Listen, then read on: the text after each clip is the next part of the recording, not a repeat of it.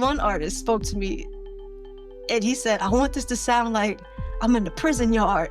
Like right now, I don't know, it sounds too clean. And I'm like, prison yard? He's like, yeah, I want it like grungy. I want it to sound this way. And I had to like take that and translate that into engineer's terms. Like, Kia Shavon, also known as the Mix Artist, is an audio engineer whose extensive resume includes tracks by Foxy Brown, A$AP Rocky, Lil Pump, NBA, the NFL, and also hundreds of indie artists.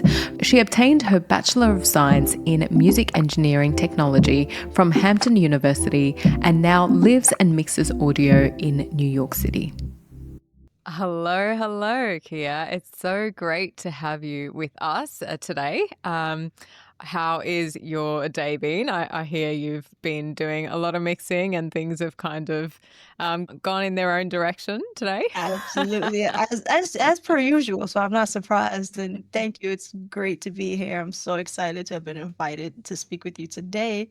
But yeah, today it's about what 7 o'clock p.m. for me right now, and I've had a Okay. full day of mixing. It wasn't supposed to be that way. I planned on doing a whole lot of things, some social media things, some networking, reaching out, responding to calls, but Mm. task I set 20 minutes to do ended up taking about 5 hours. So Yeah. We were talking about how we can both be a bit over ambitious and decide we can do everything in one day. And you're like, oh, that's yes. actually not a 20-minute task at all. Oh, especially not for a perfectionist. Like that's one thing I have to work on. Yeah. Yeah, for sure. That's definitely something that's, I think, been a focus of mine over the years. I think my mentor used to say, if it's like 70% done, just get it out the door because you'll be so much more efficient overall. And I think it's hard for musicians. It's really hard. It is. It is.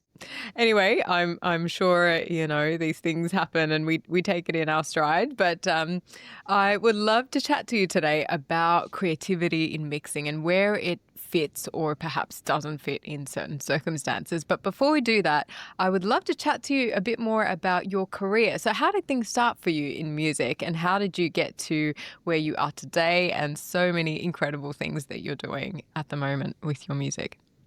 Okay, so I actually started out as a drummer, a percussionist. That was Mm, my introduction to the love of music. Before then, I hadn't paid attention to music at all. mm. And then one day, I was in a summer camp, and this guy walks up to me randomly and was like, "Hey, wanna learn how to play drums?" I was like, That's how you get them. Like, who's gonna say no to that? Like, that's a smart tactic. Just walk up to kids and ask them if they want to learn how to play the drums. If you're a For drum teacher, like, sure. there's no one who in their right mind's gonna say no. So I asked my mother. She said yes. From there, I just was nonstop drumming from, let's say, the age of 8 up until college. Like that was my passion right there. And then it wasn't until I got to college my sophomore year that I Mm, was introduced to engineering for the mm. very first time. I was looking to change my major because I went to college for music performance. I was a percussion major. Then I realized that wasn't the best fit for me. So the only other music options my school had were uh, engineering or music education, which was a 5-year degree program. And I was like, I don't really know if I'm going to be here for 4 years. So I'm not doing that one. I'm going to Mm. take a leap of faith and go with the engineering thing because music is all I knew. So I was like, Yeah. it has to be something in music. So it'll be that. And then fortunately for me, I ended up loving it and I've just been doing it ever since. Okay. Yeah, that's amazing. And it sounds kind of organic of how you came to it, and then it's kind of flowed into this whole career for you. And of course, like mixing is the main thing that you do now. And how did that come along? And like deciding that that was going to be your main focus and building a career out of that. Okay. So yeah, naturally, the first thing I went into after graduating was working at a recording studio and doing a bunch of recording. Mm, And anyone who's a recording engineer knows that that becomes your whole life. Like you're consumed because you're in the studio with the mm, artists day in, day out. sun up to sundown. Like I would sleep in the studio. I would bring a change of clothes and soap and a toothbrush and like that I would Wow. stay. I wouldn't know. I'd have to bring like a go away bag because I wouldn't know when I'd go back home. So I had to be prepared. And Mm, I loved it. Like that was amazing. It was a great learning experience. I wouldn't have traded it for the world, but after a while, that got old, and mm. I grew weary. But basically, I was like, all right, I don't sound ungrateful, but essentially, it felt like you're stuck in the studio in just a dark space, no windows, day in, day Mm. out. And that's not really my vibe. I love to travel. All my clients know it. Like, so I wanted Yeah. to pick something where it's like, okay, I can be in Dubai and still work, or I can be wherever and still be working. So from there, I was like, okay, how can I make that happen? All right, I'll be a mix engineer. So I Mm. developed my website, and the intent was to just virtually do all of my work. So have people from all over the world, be able to come to my website and work with me wherever they are to wherever I am. And Mm. that's how the mixing focus came about. It just naturally made the most sense. Yeah, yeah, yeah. That makes sense. And, there's things that we love to do, and then there's how that gets shaped by our lifestyle and what we enjoy as well. And with MPW as well, I feel like it was kind of similar, is that I wanted to be able to be anywhere and wanted the freedom to not be tied to a place. So I built it so that it was completely online, and, our students could be anywhere, which luckily turned out to be a COVID proof business model, which was great. But yeah, it's great that we can kind of shape our work to be around what we enjoy as well. So Absolutely. I can't imagine it any other way. Like, yeah, yeah, yeah, yeah. create the life you want, basically. Totally, totally. And I have to say as well, with your website, like it's so well laid out and so easy to use. And I feel like there's some people that are, in the music production space building a career, and it's hard to navigate their website. It's hard to find what do they do exactly, who do they work with, and how do you actually start working with them, and those kind of things. It just reduces all those barriers when your website has a clear step on what to do next as well. Like, did you have anyone kind of training you on that, or was that just something you worked out for yourself? That's something I've worked out and have been working out and will continue to work out. I'm constantly updating the website Mm, because my thing is like I work with all types of artists who aren't necessarily tech savvy to mm, artists who code as well, but a lot of artists are not necessarily tech savvy and don't want to click 20 buttons to mm. find out, what it is you do. So Yeah. I always focused on how I could make things as simple for them as possible because Mm. if it's too complicated, they'll run away and go to where things are simpler. When I make revisions to my site, I'll send it to people who don't even do music, like friends of mine, and I'll say, hey, can you figure out how to get here? Like, how does this feel? Does this make sense? I'm always trying to like fine tune, I guess, the wording as well, and Yeah. just making everything as simple as possible. Yeah. I love that. And like to get people that are not in music to check it as well. What a Yeah, great tip. Because, if it makes sense to them, then it's going to make sense easily to your audience. So that's that's the awesome. plan. That's the Yeah. plan. Nice. So, can you tell me one random fact about yourself that perhaps not that many people in the industry know about you? Okay. Well, it would have been the percussion thing because a lot of people don't know I'm a classically trained percussionist. Like I played Yeah. marimba and all of the things, snare drum, marching Yeah. bands, and all of that. But Hmm. I'll go even more random and I'll kind of introduce my turtle back here. Most Oh people my don't know I have a God. turtle that's almost my age. He's about 35 years old. That's my little brother right there. That's the Oh, little homie. wow. Yeah. Can I, like, how did he come into your life? Like, you don't know, I don't know too many people with turtles anyway. You know what? I know a lot of people who had turtles maybe for like a month or two and then didn't Okay. realize how much work it would be. So they either passed on or given up. But My mother just randomly brought a turtle home one day. Someone at her job was giving him away, I guess, or sold him. I don't know. It's not something I ever asked for. Mm. A couple years. It's not something I ever thought I wanted or anything. It was just a random gift, and I was like, "Oh, a turtle, cool." And I had no idea. Like I'm 8 years old. I had no idea it'd be like a lifelong friend or animal pal or whatever. Like I didn't know the commitment, but yeah, that's how I ended up Yeah. with the turtle. Oh my Very random. God. Yeah, so random. What's his name? His name was actually April, April April. Leonardo. Yeah. Oh. So when I first got him, I thought he was a girl. So I named him April after like the only female character on Teenage Mutant Ninja Turtles. So when I found out he was a Oh. boy, I was like, okay, well, throw in Leonardo. So April Leonardo. Oh, I love that. Kia and her buddy April Leonardo. Yeah. That's awesome. That's awesome. Cool. So, that is a random fact indeed. Hmm. A lot of randomness. Nice one. So, coming to our topic today on creativity in mixing and where does it fit in? So, mixing is often seen as a very technical skill, but creativity does play a huge role in it, and it can really change the whole sound of that track. So, in your experience, where do you think creativity fits into the process, and how do you balance between like getting the technical stuff right, but then bringing your own creative flair to it? Mm. Okay, creativity, I think, plays a major role unless you want to end up with something that sounds just very sterile or something that a computer or no offense AI that something that AI did like Yeah. so yeah, as far as like the balance blend, um for me,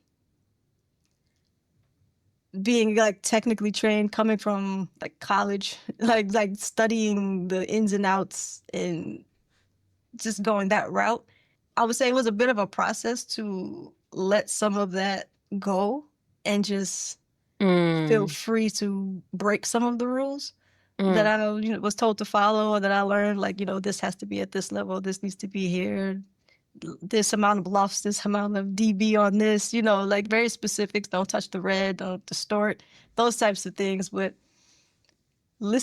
actually listening to music and then especially listening to like a lot of where hip hop is now. Like they're mm, playing with a lot of distortion. And I think some of it has to do with the fact that the engineers now aren't technically trained. They're mm, going off of vibe. And now that's kind of become the sound or the feel for a lot of things. mm, So it's like if you want that sound or you want to be able to compete, you can't be so precise and pristine in what you're doing. So it's essential that you kind of let go of just some of the technical hold. mm, Obviously, it's extremely important to understand the inner workings of like what a compressor is, what it does. I find that it's been helpful in understanding how to break the rules. Like mm, yeah, knowing the rules definitely helps in understanding like how to tastefully break the rules. To me, that's mm. my experience. Now I know there are engineers out here that don't know anything about attack and release. They just adjust it to the feels right to them and their things sound amazing, more power to you. Yeah, But yeah. that's not even my personality. Like I'm so like compartmentalized. Like I struggle, I fight to do that. Like I have to sit there Yeah. and tell myself, all right, Kia, take it easy, feel for it. Like I'll close my eyes and just adjust knobs. I'm not listening. I'm not watching the numbers, the Mm, values that they say. Maybe you shouldn't compress past 4 dB on this thing or past 6 dB here. It's a fight. It's a fight for me. I'm not gonna lie for in some instances, but I think it's very necessary to go with the flow and go with the feel and what the record is telling you to do. Like mm, from experience, like I had like artists teach me a lot when I mix their records based off of like I love when artists give me feedback when I give mm. them a mix. There's some artists that I notice are afraid. They're like, "Oh, you're the expert. Like whatever you say it is. If this is mix one and you think this should sound like this is how it is." No, like I like when they let me know what they want to hear because I learn so much, and I get to push Mm. boundaries that way as well. One artist spoke to me and he said, I want this to sound like I'm in the prison yard. Like right now, I don't know, it sounds too clean. And I'm like, prison yard? He's like, yeah, I want it like grungy. I want it to sound this way. And I had to like take that and Mm. translate that into engineer's terms. Like as he spoke to me, like as he was describing what he wanted, I was like, oh, you want a lot less compression. You don't want it to sound as clean. You want me to prison yard equates to slower attack, faster release. Like that's so cool. That was an amazing experience. That was so random because like you don't think about the way we have to translate things because an artist is not speaking to you in engineer terms. They're Mm. speaking to you in what they know. Like they'll tell you, I want something to sound more blue or purple. I got sidetracked a little bit, but that just reminded me of that thought where it's like that's Mm. also where creativity comes into play too, and using life Mm. experiences to give your client what they want. Mm. Yeah, back to the creativity. It's integral. There have been Mm. times where I've gotten too creative with the mix, so you do have to know your Mm. client. So my first mix, I tend to send something a little more calm, unless they ask me out the gate, like I don't want you to go crazy or do something. I'll send something that is safe, generally, Mm. and then I'll let them know ideas I may have and see how they feel about it because you don't want to take someone's vision and just turn it into yours. So you have to balance. Yeah. Yeah, that's a really good point, and I have had that experience as well where, you get something back from the mix engineer and you're like, "Oh my god, this is like a totally different track." And but then, they've just said, "Oh, I was just gauging, how you're going because it was just kind of fun to play with it," and then kind of tuned it back so you can kind of go either way, I guess, like start more simple, which I think is probably the safer option than being like, what's going on here? And Yeah, then work backwards. yeah. Um, yeah, That yeah. hurts. That hurts the Yeah. ego. You've been mixing for 3 days. You're like, oh, this is fire. I love what I did. Here you go. And they're like, make it like my reference. Like, Yeah. oh, Damn. okay, all right. Yeah, yeah, for sure. So you were talking about, the fact that when you were learning and being trained for mixing in the kind of technical aspects, they would suggest to do something this way and, perhaps don't do something that way. So that's kind of learning the technical aspect. Do you feel like learning the creative aspect is possible and can be taught as well? And like, do you think maybe approaching the technical aspect in a certain way, for example, being told that these rules can be broken, would help to kind of create that skill from the start? Absolutely.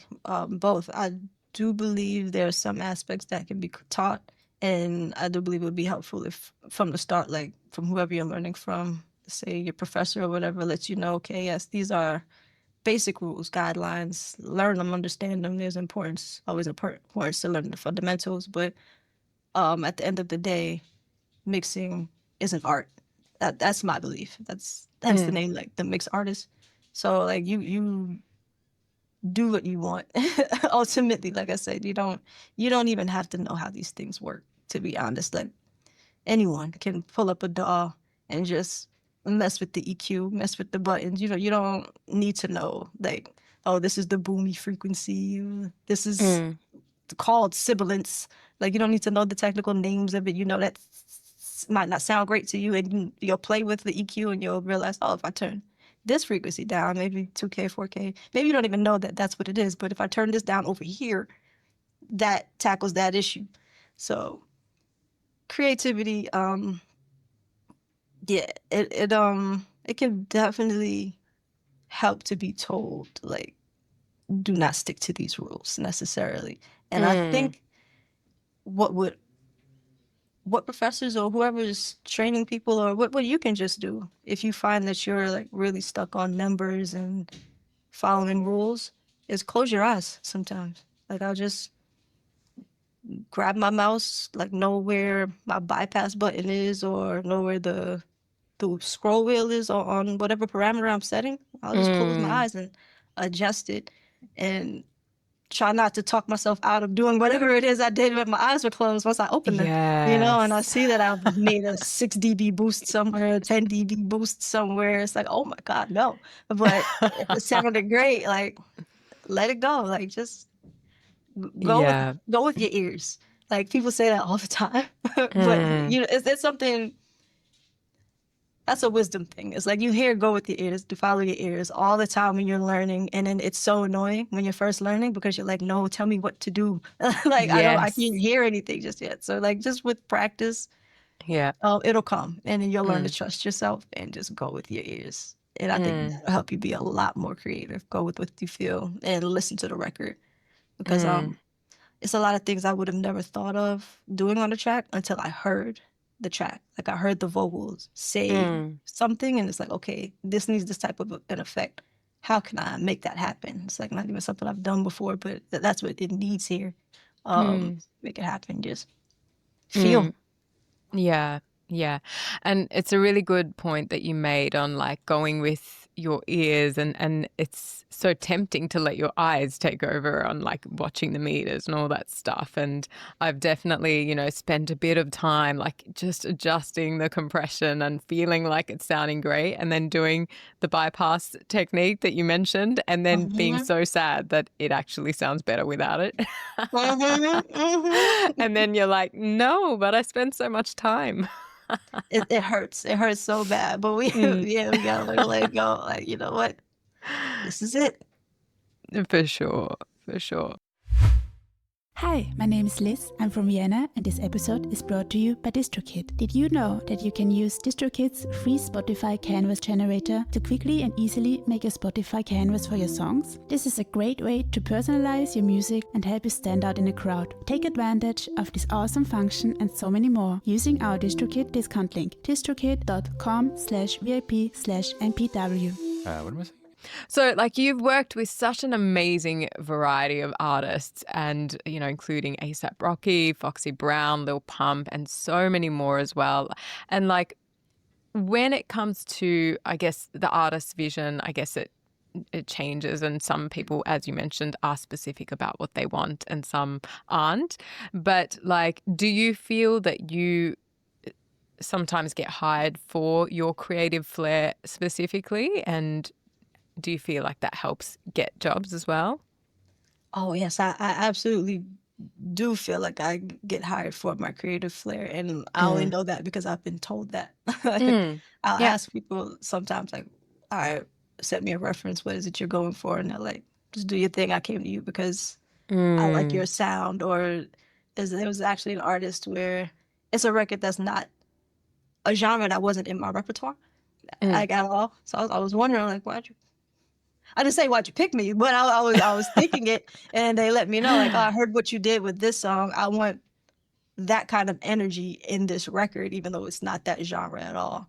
I was like, "Oh, Mm. interesting." Like, people notice things that I don't even notice in Mm. my mixes. It's just me doing me, but I honestly I can't even tell you what my sound is. To be honest, I don't even know what it is, but other people have told me certain things, and I'm like, I don't hear Great. I don't know that, but okay, cool. It makes sense though. Everyone has their own, Yeah. way of hearing and expressing themselves. So I'm sure Mm. there's something there, but I couldn't imitate it if you asked me to. I can only just do what I Yeah. naturally do.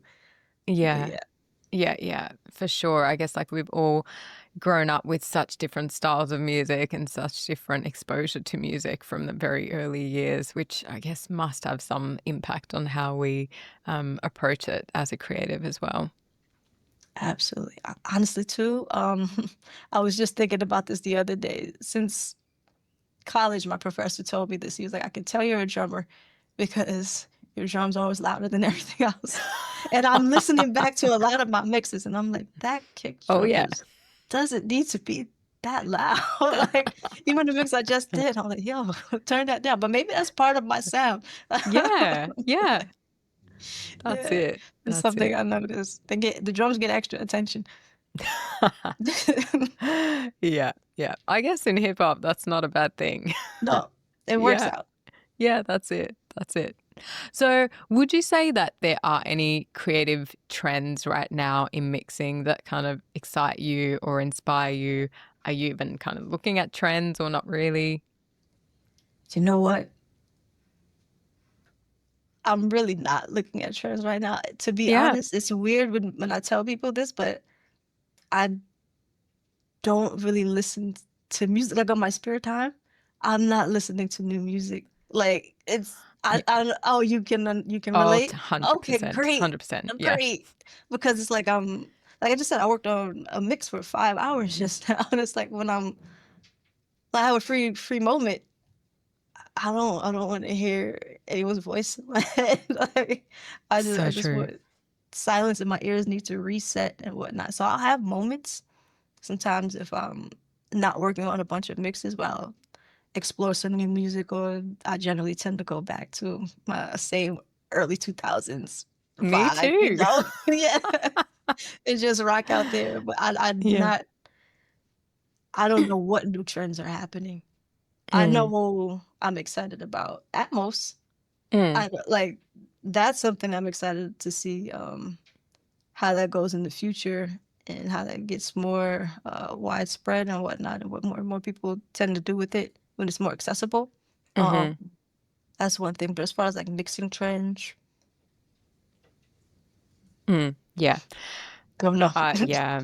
No, I get you. I get you. And it's, it's, I used to feel like scared of admitting that I don't really listen to music in my spare time, but I hear it now so much that I've realized it's not abnormal, like working in music in the spare time. You don't want to be, because it's not a background thing for us, like you're kind of listening of like, why did they do this, what's happened here or whatever.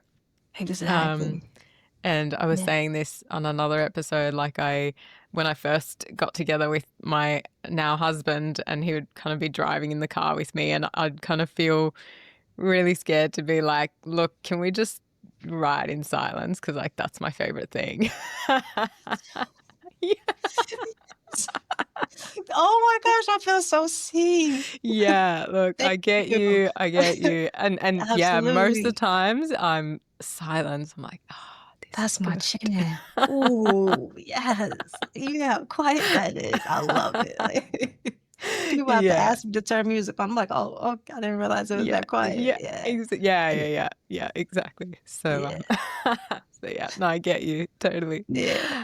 I will Um, say, oh, I'm mm, sorry. I will say, like, I discover new things when artists send me their references. Like, I always ask if I work with a mm, new client, like, who are you listening to, or who were you listening to when you made this project, or what does this remind you of, or is there anything that's already out that you want this to sound similar to? And they'll send me their references, and a lot of times it's artists I don't know, mm, or like, yeah, just genres I'm not even familiar with, and I'll learn a lot from that. It's still mm. a work experience, but that's kind of where I get a lot of my new music from, my clients. Yeah. Actually, another mastering engineer said that as well, is that he gets a bunch of reference tracks, which sometimes he's not at all sure like what it's got to do with the song, because sometimes it's like very, very different.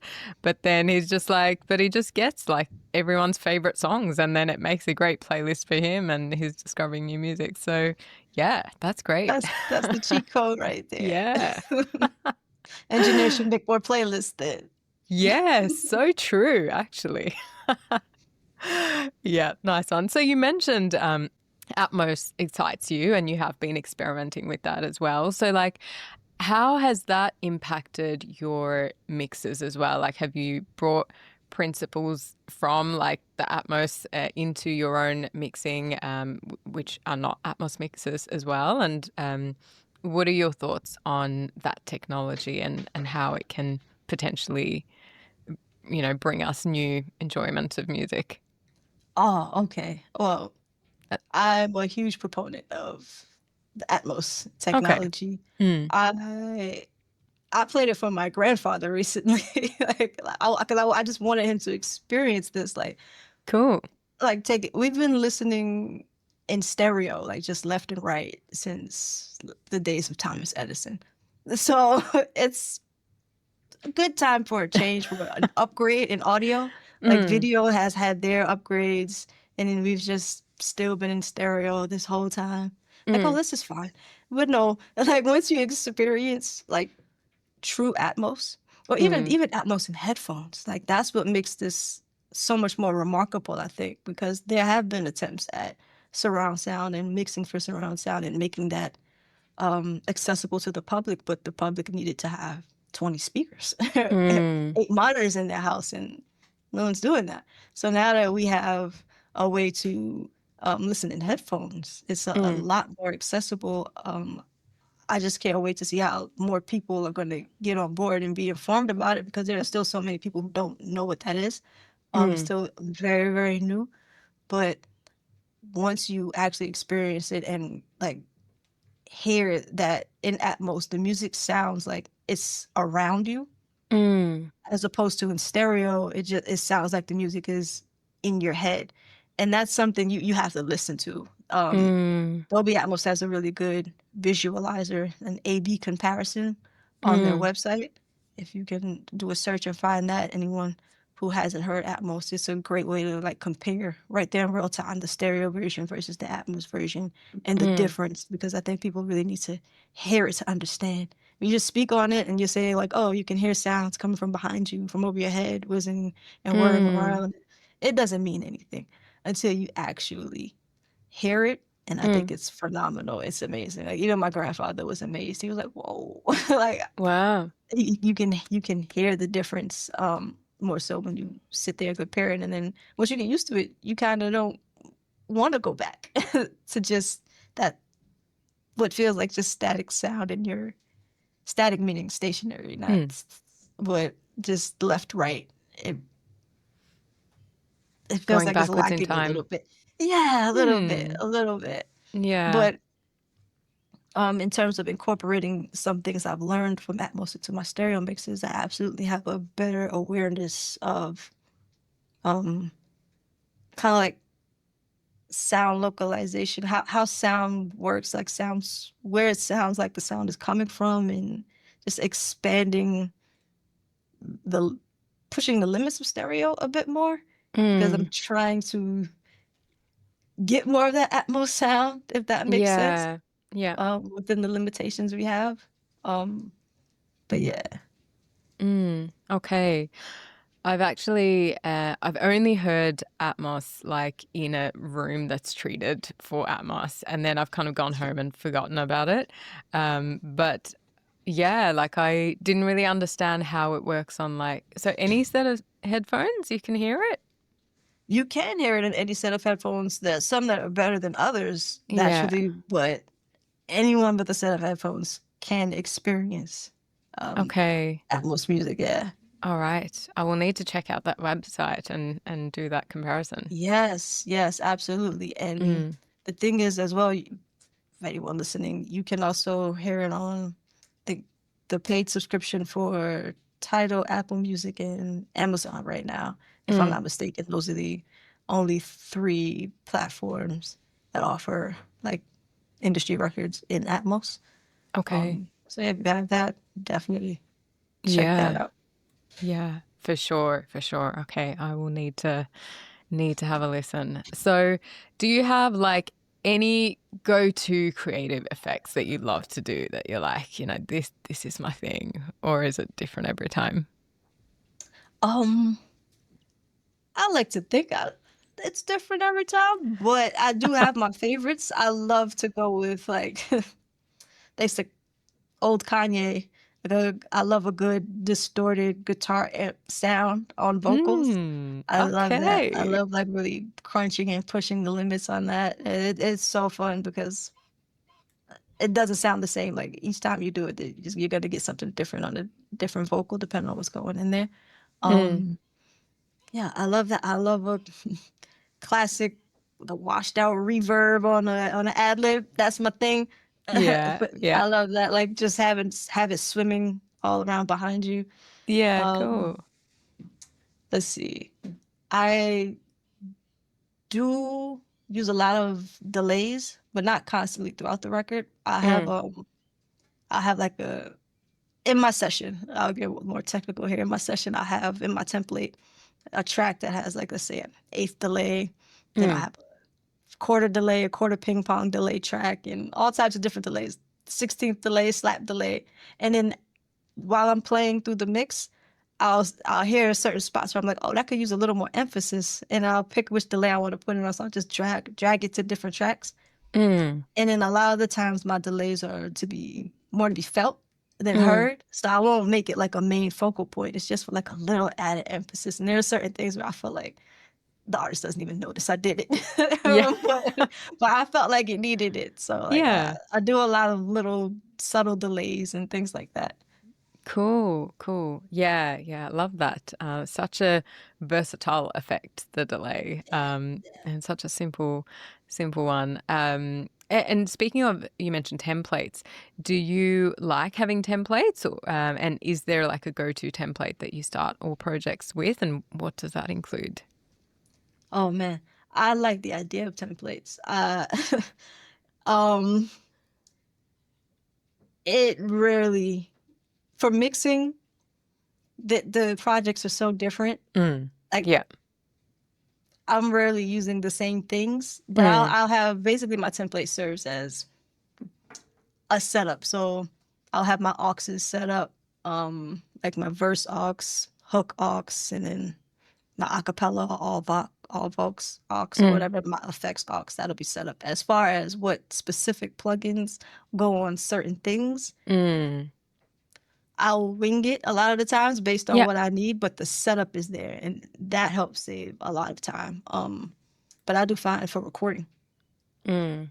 templates vital. I have a template. I just put them through it, and most times people are satisfied. Some artists might like less reverb, more reverb, but Mm. in recording, that's where set it and forget it kind of with the template. But for mixing, I'm constantly updating like my template. Like from month to month, it's a different template. Okay, okay. Yeah, no, fair enough. Yeah, I've so far I haven't heard of any mix engineer that's kind of religiously been able to use a template. So it seems like it's just such a different process every time. Yeah, it is. Mm, yeah, awesome. Okay, so we are now at our speed quiz, Kia. Are you ready for Oh, that? I don't know. Sound effects. That's serious. Hold on. Oh, yeah. So this Okay. is a quick fire 5 this or that question. The first one that pops into your mind. So, karaoke or silent disco? Silent disco. Headphones or speakers? Headphones. Digital or analog? Digital. City life or country? Country. Mac or PC? Mac. Oh, very good. That was like the Okay. speediest quiz ever, Kia. Oh, awesome. Yeah, no, those are pretty simple. That's I, good. That's good. I Yeah, could someone. complicate it if you allowed me to, but you said No, first thing that comes to mind. So speed quiz, exactly. Yeah. It's Mhm. usually one question that just gets people, but no, great work. Thank you. Thank So you. just finishing off with our top tips. Could you tell me what is your one top career tip? Ah, let's see. Let me think. One top career tip. Always stay curious. Like be Mm, adaptable. mm. That's two, isn't it? So That's fun. I would say my top career tip is to stay curious and be adaptable. Yeah. Yes, absolutely. Mm, Stay curious because you always have to stay updated on like what's going on mm, in for us the engineering world or the production world. There are constant updates being made, and you mm, need to want to know what's happening, or else you'll get left behind pretty mm, quickly. mm. And you have to be adaptable, especially in these times. Yes. Yeah. Specifically with like the rise of AI and just all the technological advances that are going on, Mm, um, and updates happening even in your DAW. You know, you have to like stay abreast with what's going on. Again, it helps make life totally. easier for you, Mm. and you will get left behind and be lost quickly if you're Yes. just not up to date with different newsletters and things like that. One Mm. quick tip I have is I have like a Google Alerts um, you call it, alarm or notification set. You can set one Mm. for whatever you're into. I have one for just like mixing engineer, or like if there's a particular specific thing you're into, Google will let you know. It'll let you know when something new pops up regarding that. Or you could just sign up Mm. for different newsletters at this point.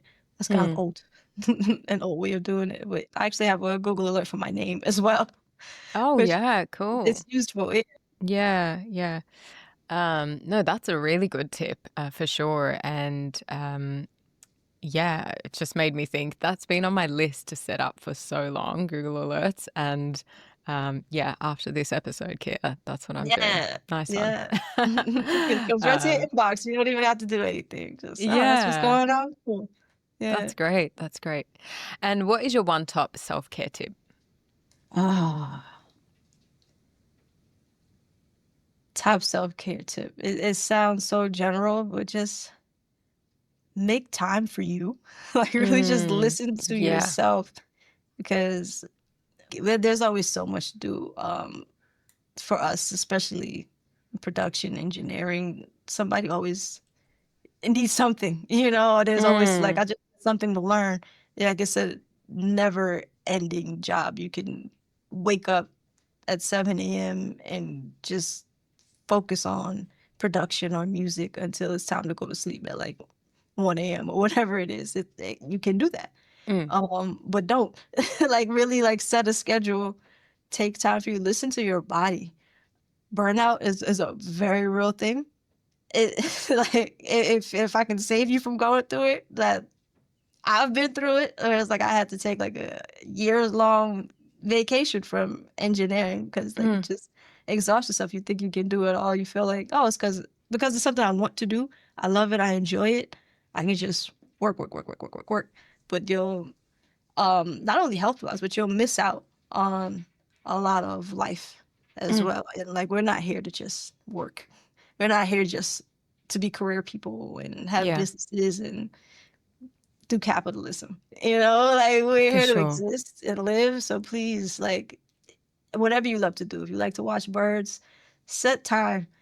Set half an hour, like or Yeah. whatever. Set a week to just do that. And the hard part is to not feel guilty about it. Like, no, that's Mm, actually part of the work if you want to think of it like that. for sure. But whatever you do, make time for you and what you enjoy outside of your career. Mm. That's a great tip. I love that so much. And I think the more we do that, the 100% we're going to be better at whatever we do, our job. And yeah, I'm sure many of us in this industry have been at that phase trying to do everything every hour of every day. And then we do have to take big chunks of time off to actually regenerate ourselves because we've just become just so overworked in that process. So, yeah, that's a really, really good one to bring back to focus. Absolutely. And I Mm. think it makes you love what you do more too. Like when Yeah. you actually appreciate it, you take breaks from it for a while and like, okay, yeah, I actually do enjoy this. I keep coming back by choice. Like, Mm. Yeah, because it's terrible if something we love turns into something we hate because it just becomes a thing that we resent because it's the thing that we're getting overworked by and stressed by. Yeah. absolutely. Yeah. And the last one, what is your one top general life tip? Mm, okay. I have a lot, but I'll pick the first one that always comes to mind, and it's a saying. It goes, "Things turn out best for those who make the best of the way things turn out." And I think, Ooh. yeah, I think that's just an excellent mindset to have. Yeah. So it's basically like a reminder that mindset, mindset is Yes. everything. Like things are Yes. gonna happen, but it's how you perceive it, like how you think of it, that changes the whole entire experience. Like, are you gonna Hmm. let this get you down, or are you gonna let this be a teachable moment? Like, hey, what Yeah. do I have to learn from this versus why did this happen to me? I'm so angry. Yeah. You know? Yeah. So, yeah. Oh my gosh, another great one. It's yeah, such a good tip. And I'm actually doing this 28-day gratitude exercise at the moment and we're on day 17. Oh, nice. And it's great, just like you said, finding situations that are challenging and thinking, what's one good thing that's come out of it? And something particularly challenging happened, like 3 days ago. And I think because of focusing on the good things and stuff, I feel like I've been able to pick myself up from it and see the good things. And there have been good things that I would have never noticed if I wasn't looking for them. So yes, I love that. It's such a good way to be, of just making the best of situations, and then the better things happen to you. Exactly. All because that's what you believe. Yeah. Yeah. You're literally creating your Exactly. experience. Yeah. And then Exactly. the more you do it, the more control you have, the more you remember, like, oh, yeah, Yeah, for I can sure. shape this how I want it to be. Yeah. Totally. Oh, what a lovely note to end the episode on, Kia. So thank you so much for your time. It's been so lovely chatting to you.